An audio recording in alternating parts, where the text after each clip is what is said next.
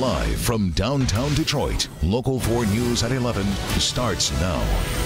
Not sure if it's a child or an adult in the water at Crystal Lake. 4 children have fallen through lake ice in Shelby Township tonight as police and fire rush in for the rescues. Glad you're with us tonight at 11. Since 6 o'clock when we were talking about the first two more children fell through the ice, this time at a different lake. 4 children in all, one of them a 2-year-old. They're all going to be okay thanks to the quick moves by Shelby Township Police and Fire. Lakes just a few miles apart. Mara McDonald live in Shelby Township with a look at the police dash cam video of what happened. Mara? Devin, you can see how intense this all was when you take a look at that dash cam, and one thing's for sure, if the first responders hadn't been so fast, we would have had a totally different outcome tonight. Take a look. We have a child in the water at Crystal Lake. For the second time today, Shelby officers are called out on a report of children who have fallen through the ice. This time it's the lake in the Crystal Lake apartment complex. As the officer drives his squad down the hill, what you see in the water right here is a 14-year-old boy and his 2-year-old sister. Oh, he had his arms around her, one arm around her, and he was treading water. He actually did a good job.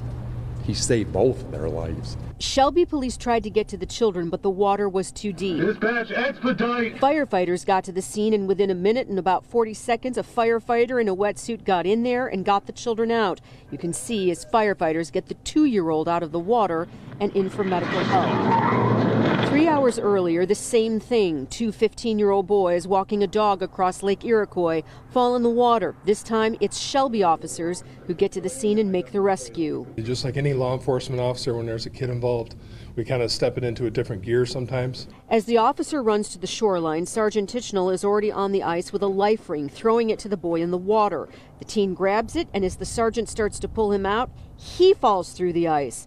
Officer Fox pulls them both in. Once we had gotten him to safety, we discovered that there was another young man that was also, he fell through the water, into the water, and so we got him some medical attention as well.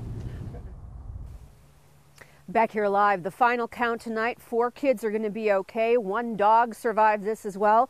And you've got multiple police officers and firefighters who are trying to dry out at this hour. And Shelby Township Fire asking everybody to please stay off the ice as we head into a weekend with warmer temperatures. We're live in Shelby tonight. I'm Mara McDonald, Local 4. That's so true. Maybe not as obvious for the kids, but the ice is going to be thin with the warmer days that we've had. Yeah, 2 weeks into February, 9 of the 14 days have been above average, and even average is above freezing. Yeah. So we have definitely been on the warm side of things, including today when we hit 50 this afternoon. So kind of a shock to the system to see this roll in tonight. It is snow that's out there, been mixing with rain in a good chunk of the area, but especially out here in the western sections of our viewing area from really Tecumseh to Ann Arbor on up through Oakland County. Some of these snow showers are a little bit intense. They're not going to last long, and the ground's warm enough that I don't think we'll deal with any accumulation. But keep in mind, could be some slick spots on the roads for at least for the next couple hours. That'll wrap up by midnight or so, and then we'll be cold in the morning. 28's the air temperature. We'll look at wind chills in your 4-zone forecast coming up. Devin? All right, Ben. Warren Mayor Jim Fouts has yet to answer questions about those now infamous audio recordings. The City Council held another meeting tonight where this time an overwhelming show of Fouts supporters was there. Jermont Terry live in Warren with new concerns in the ongoing saga. Jermont? Yeah, Devin, you know, the council chamber is split just like many people in this city. Now, there are still people calling for the mayor to step down, but others insisting that they do not believe it was, in fact, the mayor on those recordings, and tonight asking the city to move forward. Another Warren City Council meeting and the whereabouts of Mayor Jim Fouts continue to dominate public comments. But I believe it's time for Mayor Fouts to retire. For a few months now, the mayor has dodged questions after audio recordings were released. The recordings accused Fouts of making disparaging comments about special needs children and racist remarks about blacks. From the halls of Congress to the halls of City Hall, Mayor Fouts has been rebuked, and he cannot even offer a simple apology to the people he's offended. And while some want him to resign, mixed in the crowd are diehard Fouts supporters. He says he did not say those things on the tapes. I believe him. I think the whole thing is ridiculous. What I would ask is that the city of Warren do not entertain this situation anymore, because I do believe that there's a lot of mess going on with these politicians. But the so-called mess isn't going away. The mayor also finds himself fighting a legal battle after a state investigation into improper mailing for campaign fundraiser. The council decided it won't pay for legal matters after previously agreeing to do so. That was just a mistake. We corrected the mistake. It passed last time. They're not necessary. The city's not at risk on that issue. So if you're not at risk, you don't need a lawyer. However, some council members question if the city doesn't pay, will the public know everything the investigation uncovers? Now it's not subject to FOIA, too. So it's another way of keeping the residents from knowing what's going on. And also tonight, one group is giving the mayor until the end of this month to resign. If he doesn't, they are ready to start the recall petition process. They already have the paperwork ready to go. Of course, the mayor saying he will fight and insisting that that is not him on the recordings. For now, reporting live in Warren, Jermont Terry, Local 4. Jermont. Well, tonight, Rick Wershey is one step closer to freedom after talking with the chairman of the Michigan Parole Board. Wershey's attorney says the one-hour meeting went well. By now, you know Wershey is serving a life sentence for crimes as a teenage drug dealer. He told our Kevin Dietz if he's released, he'll be a model citizen. I told him that I have a tremendous support system, and I told him that if he did afford me this opportunity, that you would never see me in front of him again. And I truly believe that. Well, the next step in all of this, the chairman will now write a summary and give an opinion in mid-March on whether the full board should hold a public hearing. If that happens, the meeting will be held in June, and he could be released in July. An early morning robbery at a Detroit pharmacy has police searching for 2 armed and dangerous men. It happened Wednesday at the CVS on West McNichols. Surveillance video shows a masked man forcing the store manager inside while holding a gun to his back. He later disarms the security guard and then forces 4 employees into a room with a safe. That safe is emptied. He raids the registers on the way out and takes off in a getaway vehicle. Public visitation for Mike Ilitch is set for tomorrow at the Fox Theater. Fans have been writing messages and sharing memories on a memorial outside Comerica Park. Visitation is from noon until 8. A memorial for family and friends will be private. Well, now is the time to shop if you need sporting goods. Grand Rapids-based MC Sports has filed for bankruptcy protection. The company has 68 locations in 7 states, including 22 stores here in Michigan. It is not announced which locations are closing, but liquidation sales will begin immediately. Well, love is in the air, as the saying goes, especially tonight. Valentine's Day coming to a close. So we sent our resident Cupid, Tim Pamplin, to a place where lovebirds gathered to celebrate.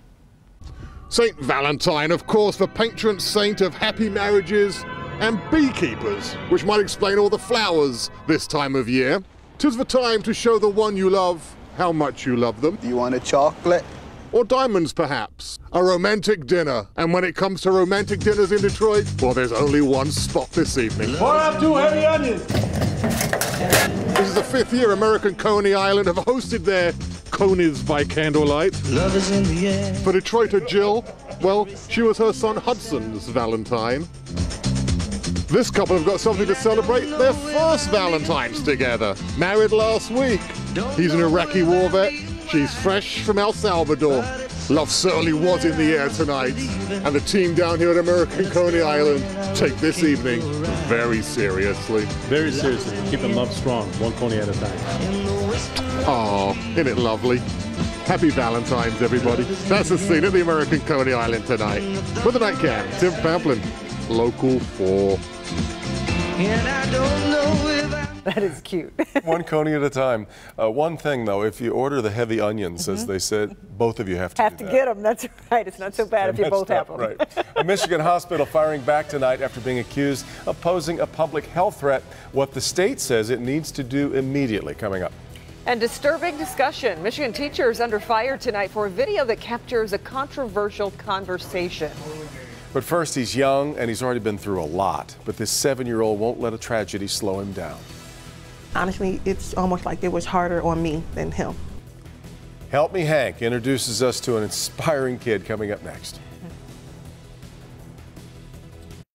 Right. He's a young victim of a senseless crime. And I just hear him like, "Mom, I can't see." And I'm just like, "No, Donovan, get down." He's like, "I can't see."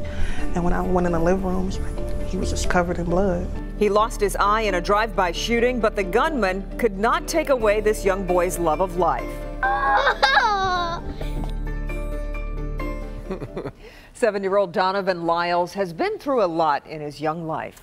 Then it was a chance meeting with our Hank Winchester at the school that we at Local 4 adopted that helped Donovan finally put the past behind him. Tonight, Hank shares Donovan's story. His energy infectious, his spirit enduring. 7-year-old Donovan Lyles lights up whatever space he enters. I learned that the first day I met him as I visited his school, Thurgood Marshall. What's your favorite subject? Doing homework. Doing homework? Most kids don't like to do homework. At the time, we were on a mission to help transform the look of this school, and we did. But I couldn't stop thinking about Donovan. And when I heard more about his story, I knew we had to help. Donovan is alert at the hospital. However, he lost an eye. The drive-by shooting at his family's home on Winchester Street, believe it or not, January 27th, 2015. He was just 5. Donovan sent home from the hospital the patch covering the scar. It's a night he and his mother will never forget. And I just hear him like, "Mom, I can't see." And I'm just like, "No, Donovan, get down." He's like, "I can't see." And when I went in the living room, he was just covered in blood. I remember the house shaking up. You remember the house shaking? Yeah. It felt like the house. It felt like it was an earthquake. That one act of violence took Donovan's eye, but it did not crush his spirit. Honestly, it's almost like it was harder on me than him. Like the next day he was down at the Children's Hospital in the gym playing, while I'm like laying there just looking at him. At school, Donovan excels, but of course, as you can imagine, kids can be cruel. Yet somehow, against the odds, Donovan rises above it all. If he can do it, I know I can do it. Yeah, if you're having a bad day, I go visit him. The school was getting the help it needed, so we turned our attention to helping Donovan. When I asked the mother why hadn't it been done, she said it was due to the type of insurance that she had. We reached out to Catch, Sparky Anderson's foundation, and they reached out to Henry Ford Hospital in Detroit as the process got underway. Eventually, after several months, we got to this point. Okay, let me look here. A prosthetic eye made just for Donovan at no cost to his family. Morning. What's up, man? How are you? The patch now gone, a new level of confidence emerged. what did you think of always having to wear your eye patch? Kind of messing me up. It always itch. When you see yourself in the mirror now, what do you see? I just see me. Yeah. In my eye. He used to ask a lot, why did this bad thing happen to me? Why did this bad person hurt me? And now that he's getting so much love and attention, it's like, it's not bad. Not everyone's bad. This one child is so important that you went the extra mile to get him this eye. And we saw it's just an eye. No, it's more than just an eye. It's an opportunity for him to interview, for him to have this self-confidence that he may not have had with a patch. Yes, we were able to help Donovan, but the reality is he's helped me, and I think his story will help you too. You see, he never let the one bad thing that happened to him define him. He chose to focus on the positive in his life, a loving mother, a caring principal, and a new friend who will never forget how a little boy turned a tragedy into an opportunity. How old do you think I am? 20-something? Thank you. You're my best friend. I love you so much. Yeah. Oh, goodness. Children, they're so resilient, and they say exactly what's on their mind. So 20-something, I'm sure Hank can live with that. Yeah, it's not so bad. He's so filled with goodness. Oh, it's just fantastic. So yeah. Well, Donovan's prosthetic eye just happened to be ready for him on the 2nd anniversary of the shooting that originally took his eye. Still got some additional work to do to improve his eyelid, but as you can see, he's just thriving right now. What a great introduction. Yeah, that's great. All right, here's a look what Dr. Frank McGeorge is working on for tomorrow night. What does a heart attack feel like? There seems to be this sort of persistent myth out there that if it's not sharp, it can't be your heart. And that's wrong. Tomorrow night at 11, 3 survivors, 3 very different sets of symptoms. Would you recognize the signs in time to save your life or the life of someone you love? I'm Dr. Frank McGeorge with the story you need to see tomorrow night at 11. Ben, you're not going to top Donovan, so yeah, just set your sights with what you can do. See what you can do. All I've got is 50s, but we're going to have to wait. That's actually pretty good. Yeah, well, a couple days for that. But tonight, this was a shocker. Walking outside after a 50-degree day with sunshine and seeing this. The snow is coming down out there, especially west of the city. Out there, that dark blue patch right now, which is just there on the county line of Wayne and Washtenaw County. It's close to Plymouth, Canton, Ypsilanti, rolling out of Ann Arbor. And it's not going to last very long. You can already see the back edge of this stuff where it's lightening up. So after midnight, we should be on the dry side of things. Still mixing in with some rain, especially near the city and downriver and down towards the state line. But air temperatures have dipped down to freezing, at least in a good chunk of the area. 32 in Flint, Howell, Lapeer, Pontiac's at 33. And we're into the mid-30s here on the east side as these numbers are going to continue cooling. Plus, the winds are going to pick up, too, tonight. We've seen wind gusts, at least last hour was close to 30 there in Pontiac. A couple 22s out here in Jackson and Adrian. And the wind speeds will be about 15 to 25 as we get towards morning and then continue through the day tomorrow. So not much more to look at. There is some activity coming off the lake in northern lower Michigan. That could translate to a couple flakes as we get into the afternoon hours tomorrow behind this front, but generally dry to start. And once we get to about 4 o'clock, you'll notice here in the north zone and then possibly into our metro zone, just a couple of flakes and snow showers, nothing significant, no accumulation expected, less than what we're getting out there right now. And beyond that, we are dry and we're going to be bright. Clouds starting to move out and that sunshine will roll in. 28 tonight, and here are the wind chills as we get into tomorrow morning. Metro zone will be some of the warmest wind chills and they're all in the teens. 19 in the city. Livonia, you'll be at 17. Troy, that same number. Some of our south zone here slightly cooler, anywhere between about 14 and 17. Monroe, one of the warmer spots down there. West zone, everybody's at least in double digits for wind chills, but it's all teens here too. 13 in Flint, 14 in Manchester. Canton will be at 16 and just barely into double digits in Sanilac County. Most of the zone here at 12 and 13 for those wind chills tomorrow morning. High temperatures really not going much of anywhere. We'll end up at 32 and again a couple flakes in the afternoon. And that's going to be about it. Beyond that, we start moving upwards past Thursday. 33 will be the high temperature then, but at least we get the sunshine back. And then it is mostly sunny and just gorgeous. 41 Friday, 50s from Saturday through Tuesday. Morning loads even starting above freezing. So it's going to be fantastic finish. Yeah, it sure is. Yeah. Get ready for the weekend. Thank you, Ben. All right, well, 2 new American Girl dolls set to be released this week, but one of them will surprise you. You'll see what the company's doing for the first time. Also, danger at dinner. A warning tonight about the dining table sold at a popular store that could be causing lead poisoning in some children. We'll have that next.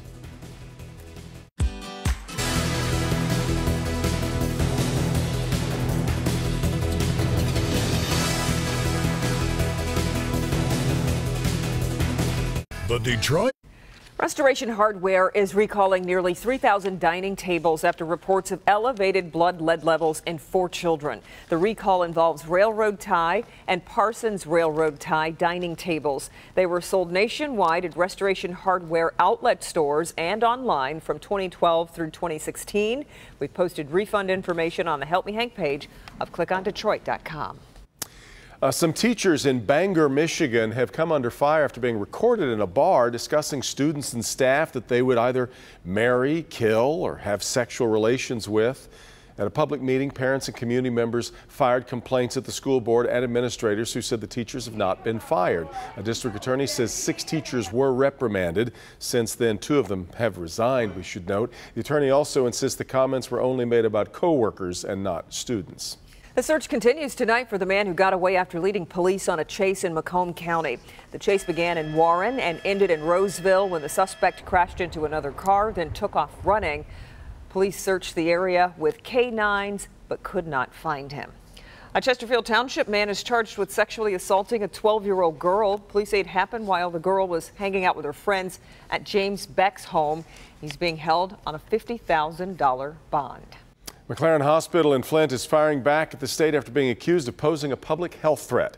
State Department of Health and Human Services says the hospital's water system could be the cause of Legionnaire's disease. 10 of the 12 Legionnaire's disease deaths are associated with that hospital, but the health system says the state offered no support during the outbreak in 2014 and 2015 and is only now retroactively blaming them.